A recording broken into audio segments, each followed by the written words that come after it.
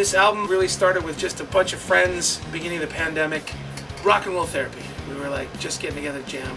It's really the most honest project I've ever been a part of. There was no intention to release anything. It was just pure getting together and creating.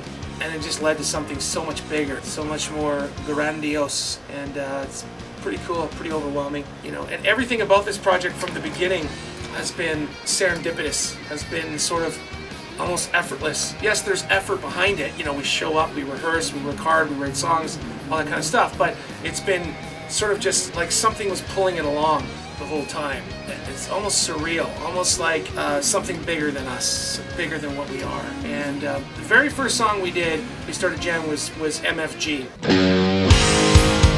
We just sort of got in a room, and the pandemic had just kicked in, and we were just sitting in a room going, now what do we do? You know, the band we were in, was pretty much on the brink of breaking up.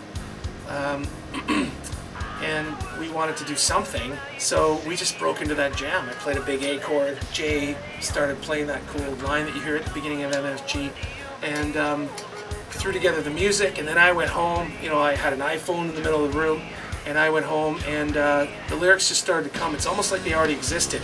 And it was like the middle of the night, and I couldn't keep up. They were all there, and I couldn't keep up. A lot of the record was like that. It kind of wrote itself, and I think those are the best songs.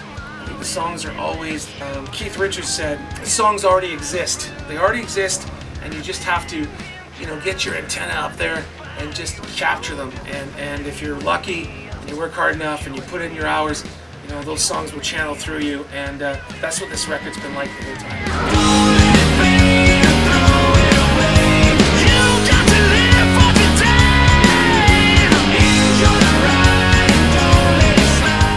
Why did we call it the Brotherhood song, or the Brotherhood album? Why? We were going to call it a couple different things.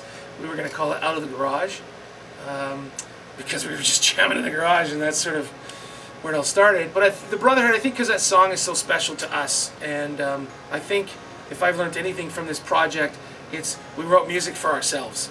And I remember, you know, I spent a lot of time online during the pandemic, and I would just spend a lot of time watching interviews. I like to go online in my spare time and watch interviews from different guitar players, you know. And I remember reading a quote once from Tony Robbins, and it said, study the people you want results from. Who's getting the results that you want? And study them. Study everything about them. And I've spent a lifetime doing that. And so anyways, during the pandemic, I spent a little extra time doing that.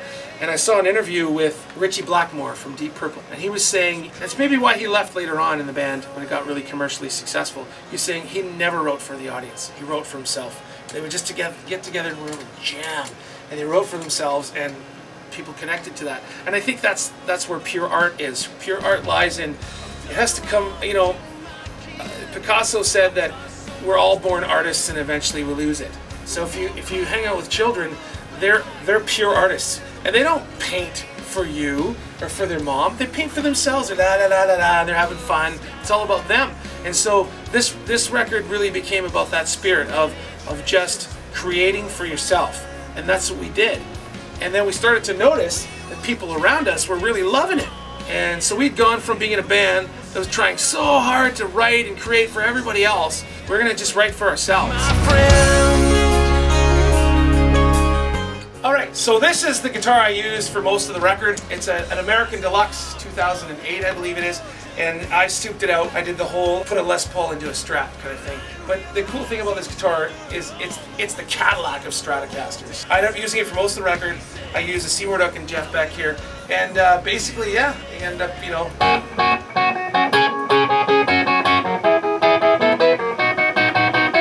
where I went.